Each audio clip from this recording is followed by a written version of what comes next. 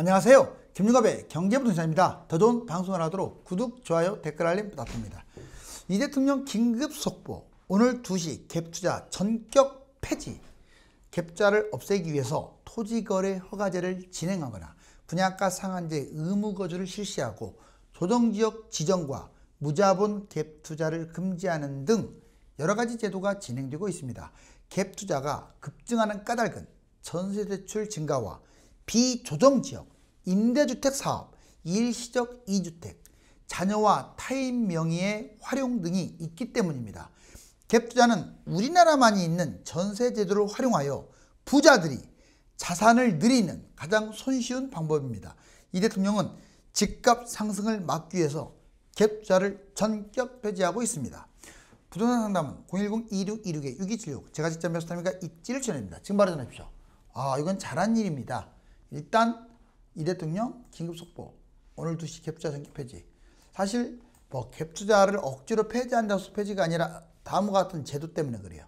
일단 이 전세제도가 지금 주거사다리 역할을 해준다고 하죠. 그런데 주거사다리라는 개념보다 오히려 부자들이 갭투자를 함으로써 떼돈을 벌어가는 그 사다리가 되고 있어요. 지금 어때요? 다리가 끊어지고 있네요. 자, 이제 갭투자 금지.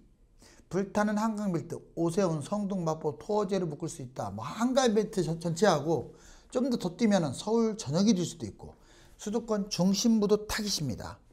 갭투자 금지. 갭투자를 금지하는 방법을 볼래요? 먼저 토지거래 허가제를 연장하는 방법이 있어요. 자, 옛날에 아벼목성, 뭐 용산, 잠삼대청 이런 말 들어봤죠? 그렇게 하다가 지금은 어떻습니까? 지금은 그 강남뿐만 아니라 서울, 강남 3구하고 용산구가 전체적으로 토지거래 허가제로 지금 묶여서 갭투자를 못합니다. 거기는 실거주를 하거나 아니면 임대주택 사업을 내야 돼요. 여기 보시면 분상제 의무거주, 두 번째 토지거래 허가제뿐만 아니라 분상제도, 분양가 상한제 적용 있죠. 자, 지금 3년간 유예 기간이에요. 그래서 2에서 5년은 무조건 거주해야 돼요. 그 유예 기간이 이제 끝나면 무조건 거주를 해야 하는데 서울 분양가 상한제 아파트에 거주, 즉 거주를 해야 한다 이 말은 전세를 끼고 갭 투자를 못하게끔 만들었다는 뜻이에요. 즉 분양가 상한제 의무 거주도 갭 투자 금지의 하나입니다. 마지막으로 무자본 갭 투자.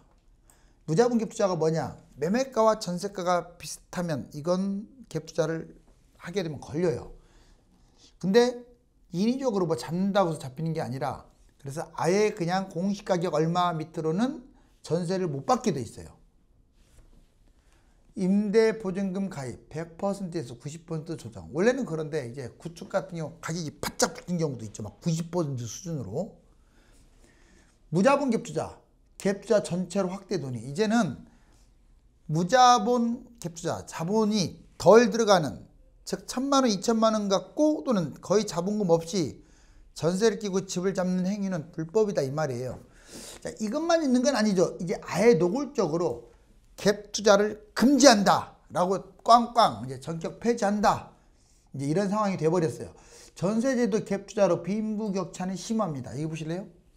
50주째 계속 뛰고 있어요. 자, 전세제도 때문에 왜 전세를 활용해 가지고 내 돈의 투자금을 맞추는 형태, 이걸 갭 투자라고 하잖아요.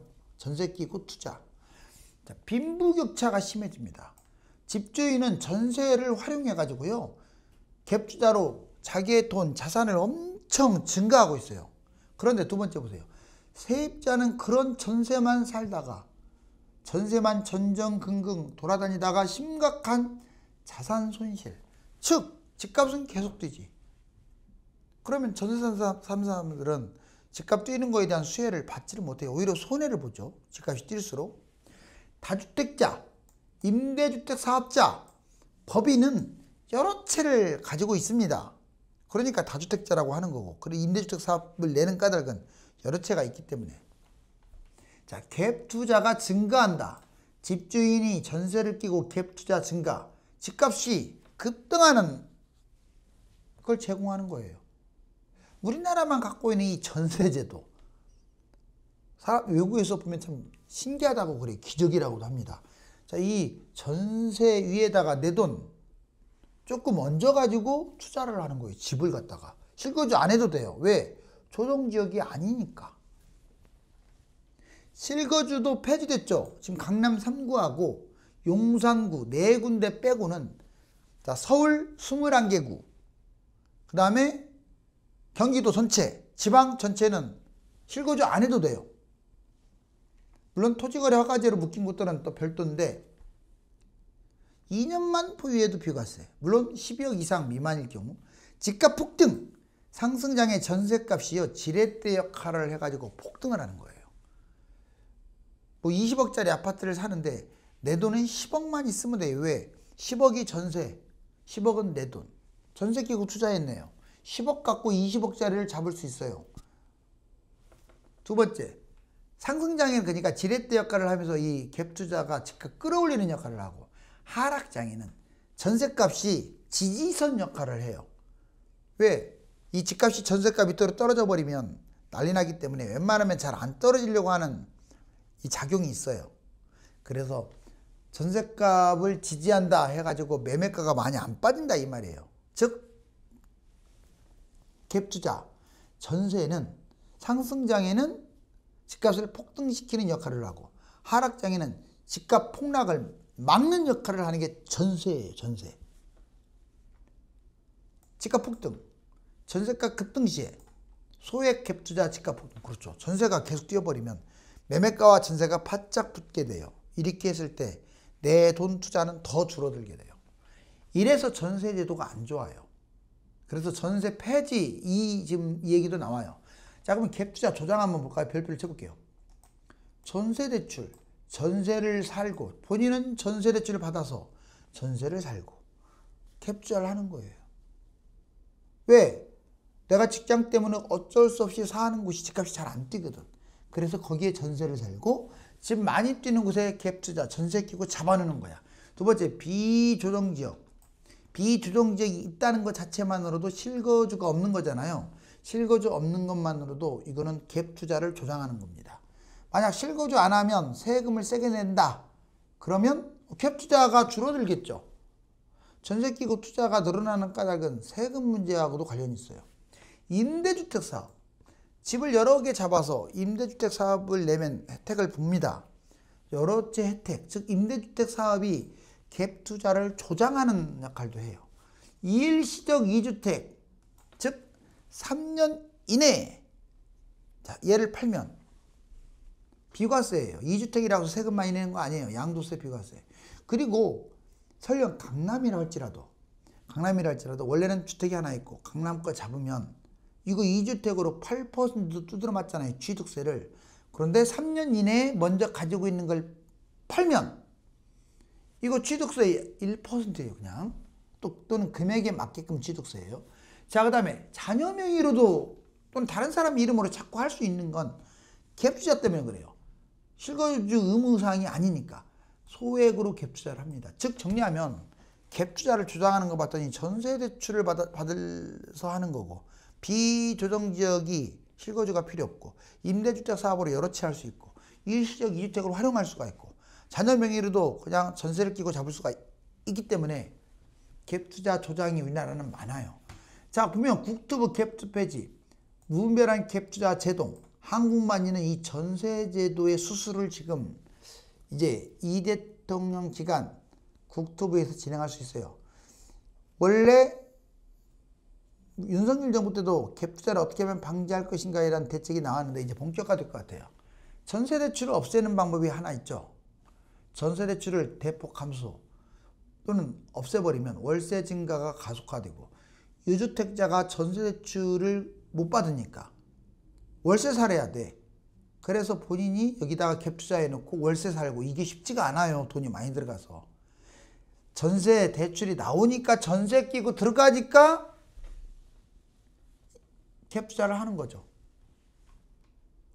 전세 스트레스 DSR 이제 3단계 적용되는데 7월부터 가상금리 대출 금액도 한도가 있죠. 여튼 전세 대출이 폐지되면 갭투자가 폐지된다고 보시면 돼요. 장기 임대 전세 폐지 공론화 필요, 부작용을 감내해야겠죠. 자, 전세 폐지가 쉬운 건 아니에요. 전세를 없애는 게 인위적으로 될 문제가 아니에요. 그렇지만 갭 투자는 어느 정도 방지할 수가 있어요. 전세 폐지가 어렵다면 장기 임대 제도를 마련하고 민간이 양질의 임대주택을 공급합니다. 그럼 집값 안정돼요.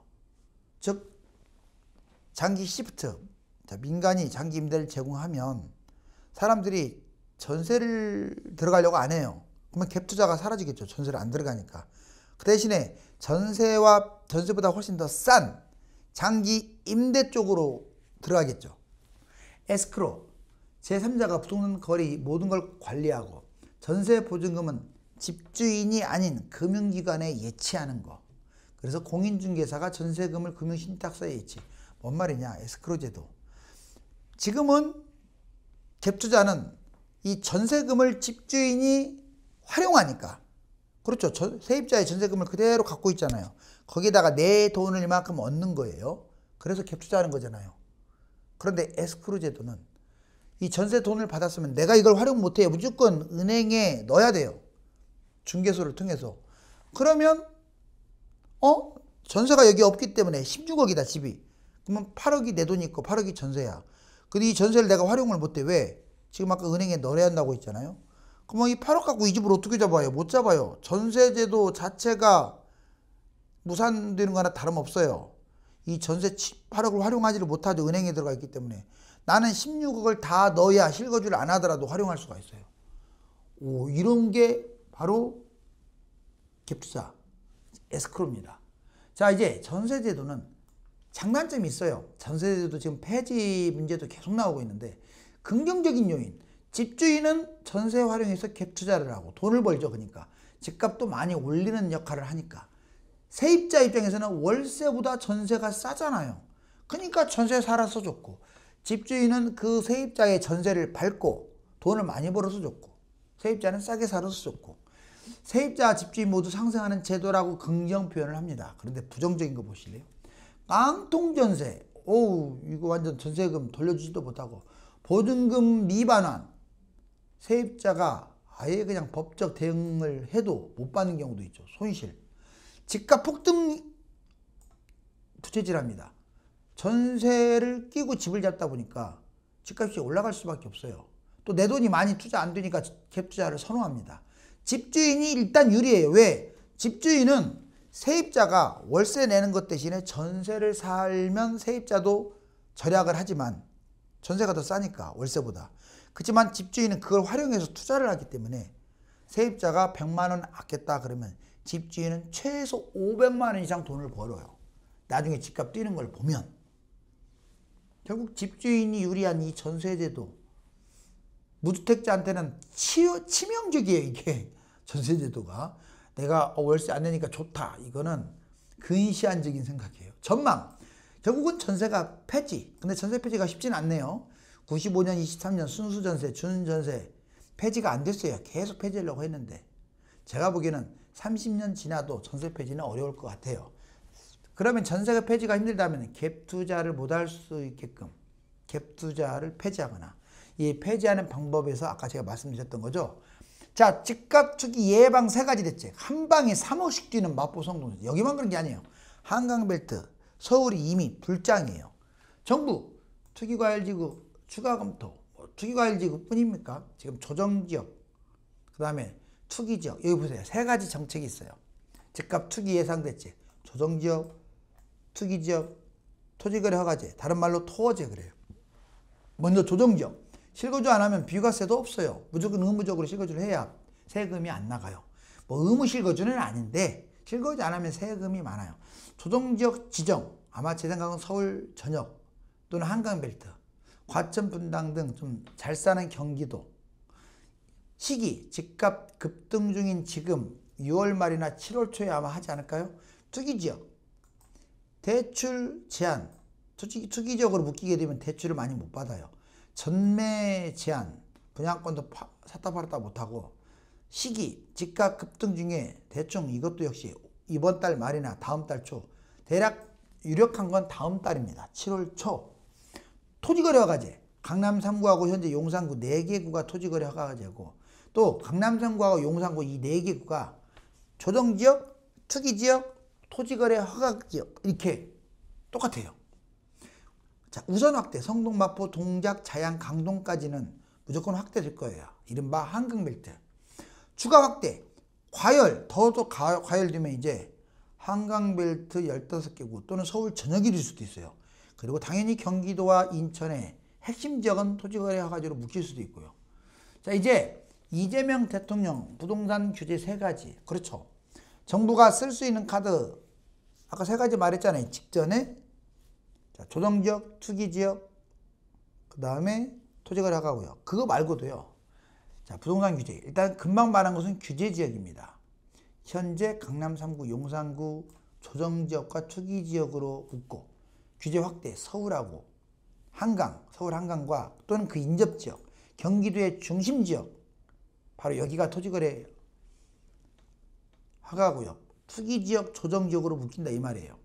자, 토지거래 허가제는 서울 한강, 인접 역시 같이 들어갈 거예요. 3가지가. 즉 규제지역이란 뜻은 조정지역, 투기지역, 토지거래 허가지역. 지금은 강남 3구하고 용산 이 4개 구가 진행되는데 이제 한강벨트 전역 좀 더 확대한다면 서울 거의 대부분하고 수도권 핵심 지역. 대출 규제가 지금 또 진행될 겁니다. 아마 7월달 나올 건데 강남 3구 용산 LTV 30에서 50% 수준이고 DTI는 40%인데 지금 나머지가 서울하고 핵심 지역, 경기도 핵심 지역 봤더니 LTV 70에서 50이에요. 무려. 자, 근데 70인데 아마 묶여버리면 50%로 묶이겠죠. 그 다음에 DTI도 60에서 40으로 줄어들게 돼요. 즉 강남 3구나 용산만큼 서울하고 경기도도 대출 규제를 받을 가능성이 커요. 스트레스 DSR은 7월달 시행해서 가상금리가 적용되죠. 세금 규제. 자, 대통령이 웬만하면 세금 규제는 하지 않겠다 했지만 여기 보세요. 현재 세금으로 부동산 규제 생각은 없다고 했지만 다주택자 중과세 안 때릴 수 없을 거요. 그 다음에 또 종부세 세수도 부족하고 집값 뛰는데 글쎄요. 언제까지 다주택 중과세하고 종부세를 강화시키지 않는다 쉽지 않을 것 같아요. 차익의 60, 70%나 토해내요. 세상에. 즉 만약 세금으로 규제, 다주택자 중과세, 종부세를 하게 되면 팔자니 다주택 중과세 때문에 못 팔고 끌고 가자니 지금 1,000만 원 낸 세금을 7천만 원까지 내게 되고 여기 보세요. 문재인 정부 30억 기준으로 2채 이상일 경우는 1천만 원이 아니라 7천만 원이에요. 지금은 1,000만 원으로 줄어들었는데 또 늘어날 가능성이 커요. 그래서 여러 채 집을 갖고 있는 사람들은 부동산 규제에 자유롭지는 못해요. 이번에는 전세제도 심각한 부작용. 전세가율이 8, 90% 상승세. 와. 자, 전세제도가 어떤 부작용을 일으키냐. 깡통전세 들어봤죠? 전세가율이 높아서 매매가나 전세가가 비슷해. 이러면 깡통전세예요. 특히 아파트 아닌 것들 또는 가격이 싼 아파트 이런 것들이 깡통전세가 많아요. 역전세는 뭐냐. 최초 임대차 계약 때 내가 처음 계약을 했는데 그때보다 전세가가 너무 떨어지는 바람에 돈을 받아서 전세를 받아서 전세금을 돌려주잖아요. 보통 내 돈이 다 있지 않아요. 내 돈이 다 없기 때문에 갭 투자한 거고. 근데 이걸 갖다 돌려주는데 문제는 전세가가 너무나 많이 떨어졌어. 매매가 떨어지면서 전세가도 떨어진 거야. 돌려주지를 못해 돈이 모자라서 이거를 역전세라고 그래요. 전세 사기도 많아요. 임대인이 전세금을 가로챌 목적으로 계약을 하죠. 특히 법인이 많죠. 법인들이 여러 채 동시에 분양을 하거나 동시에 저거를 계약을 하니까 그래놓고 먹고 튀어. 그래서 건물 왕이라는 말이 오죽하면 빌라 왕이라는 말이 나왔을까요? 자, 전세 피하기 위해서는 6가지 방법. 반전세, 반월세. 너무 전세하고 매매가가 적게 되면 이 전세 사시는 분들, 임차인들이 돈을 뜯길 우려가 크죠. 그래서 반전세, 반월세가 좋아요. 그 다음에 전세는 매매가의 60%가 안전합니다. 최근 실거래가 기준으로. 다주택과 법인은 좀 피하는 게 좋아요. 다주택자들 주택 여러 개 갖고 있죠. 법인들 여러 개 갖고 있죠. 그 사람들이 부자니까 괜찮다가 아니라 오히려 여러 채를 갖고 있으니까 위험하다 이렇게 생각해야 돼요. 그 다음에 아파트가 아닌 것들은 바짝 붙을 수가 있어요. 오피스텔 이런 것들. 가격도 모호해요. 매매를 잘 못하다 보니까 아파트 제외하고는. 또 반전세도 많아요. 그래서 대항력 1순위 확보. 보증보험, 전세권, 체납정보 알아봐서 내가 대항력 1순위로 항상 이거 해야 한다는 건 알죠. 그 다음에 전세 불안, 매수금지, 잘못 매수하면 더 큰 피해를 봅니다. 대통령이 3가지 개혁이 있어요. 먼저 정책은 유지하겠다. 본인이 세금으로 집값 잡지 않겠다라고 표현했네요. 두 번째, 공급을 확대하겠다. 공급 확대인데 경기도는 3기 신도시 그대로만 진행해도 공급 확대 맞아요. 근데 서울은 없어요. 재개발 재건축이 주택이 되고, 그 다음에 이 그린벨트도 풀 수가 없어요. 그렇기 때문에 서울은 정말 재개발 재건축 많이 짓도록, 그래야 신축이 자꾸 들어오잖아요. 또 그래야 집값이 안정화돼요. 자, 규제 완화도 필요하죠. 그러려면 재개발 재건축을 규제를 완화시켜야 뭐 뛰든지 말든지 할 거 아니에요. 자, 어떻습니까? 이거 지금 깡통전세, 역전세 쭉 있는데 만약 전세 문제로 갭투자를 하게 되면 바로 이런 투기 문제가 생기겠죠. 집값이 치솟는 것을 막기 위해서는 서울의 경우 재개발과 재건축 활성화를 통한 공급 대책, 세금과 대출, 제도 등 투기 억제 대책이 필요합니다. 감사합니다.